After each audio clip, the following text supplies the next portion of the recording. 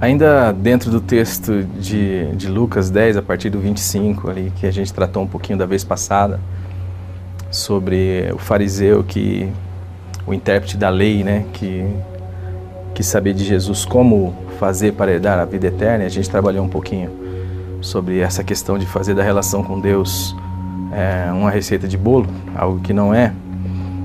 Num segundo momento, depois que Jesus ouve essa pergunta, Jesus tem uma outra pergunta para ele. E essa pergunta é muito interessante, porque às vezes nós sabemos responder certo para Deus, mas nem sempre a resposta certa significa um espírito correto. Às vezes nós temos a resposta certa, mas nós não temos a pergunta certa. E é o que vai acontecer aqui. Quando ele faz a pergunta sobre a vida eterna, Jesus lhe questiona, dizendo: como é que você interpreta a lei? Já que você é um intérprete da lei, como é que você resumiria a sua relação com as Escrituras e com tudo aquilo que nós chamamos de vontade de Deus? E então ele tem uma resposta. Ele diz: ama o Senhor teu Deus de toda a tua força, de toda a tua alma, de todo o teu entendimento. E ele diz: e ao próximo como a ti mesmo. É muito interessante, porque Jesus vai dizer: muito bom, a sua resposta é adequada, faz isso e vive. Mas o texto vai dizer que ele, colocando Jesus à prova, fez outra pergunta: Senhor, quem é o meu próximo? E aqui, meu querido, ainda que ele tenha a resposta certa, contudo, a sua pergunta está errada. E a sua pergunta fala mais sobre ele do que a sua resposta adequada. Esta pergunta é de alguém que não viu o reino de Deus. É alguém que não consegue discernir o seu próximo. É alguém que só consegue ver a si mesmo. É alguém que, por mais que seja adequado, por mais que tenha um comportamento religioso ilibado, por mais que tenha uma moral exemplar, por mais que saiba dar respostas teológicas aos questionamentos, se não souber quem é o seu próximo, não sabe nada no reino de Deus. Porque o Espírito da cruz diz que Jesus Cristo morreu para nos salvar. Ele diz que, o Espírito da cruz diz que se alguém quiser salvar a própria vida, irá perdê-la. Mas se alguém, por amor de Jesus, perder a própria vida, esse vai encontrá-la para a vida eterna. Então é sobre isso que a gente quer falar hoje. Como tem sido a sua vida? Às vezes você tem uma vida adequada, padrão, uma vida religiosa bacana. Talvez você saiba dar respostas adequadas acerca dos dogmas teológicos, mas você sabe quem é o próximo?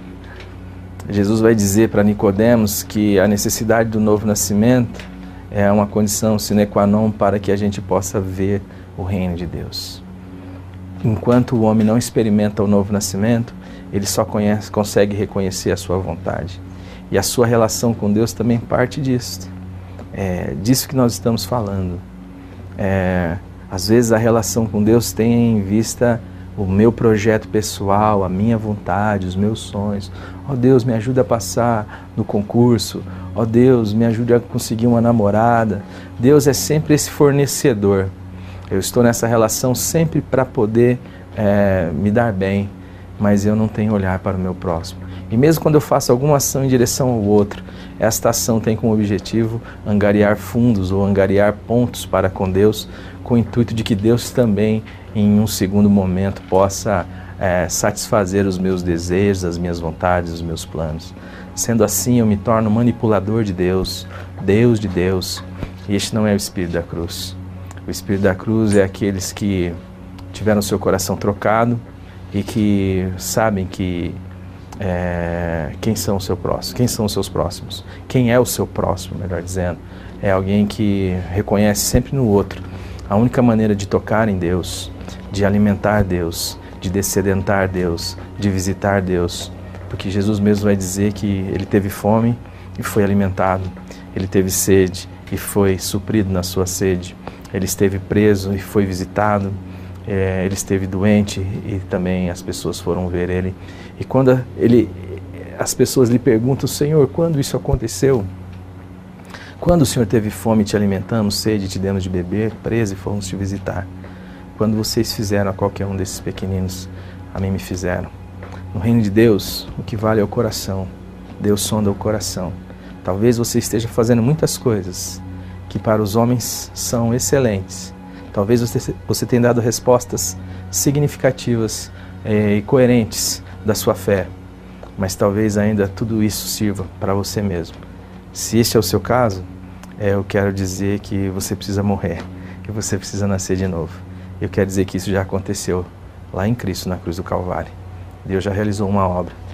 Só se submeta a esta humilhação e receba da parte de Deus o tudo dele, para que você possa enxergar o reino de Deus e ver o seu próximo, ver que o mundo não é só você, e poder ser liberto desse tirano seu que te aprisiona, que é a sua cadeia, às vezes é a nossa cadeia, o meu ego, o meu eu. Mas louvado seja Deus que nos crucificou em Cristo Jesus. Um grande abraço.